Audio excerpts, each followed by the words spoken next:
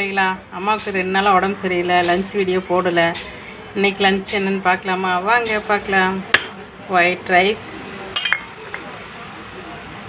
கொள்ளு பருப்பு, கொள்ளு ரசம்,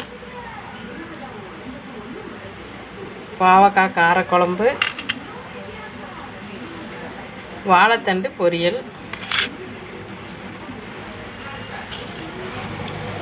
அப்புறம் இதுதான் இன்றைக்கி அம்மாவோட லஞ்ச் மெனு. பாருங்கள், நல்லா இருக்கான்னு பாருங்கள். இதோட தயிர் இருக்குது, ஊறுகாய் இருக்குது எக்ஸ்ட்ரா.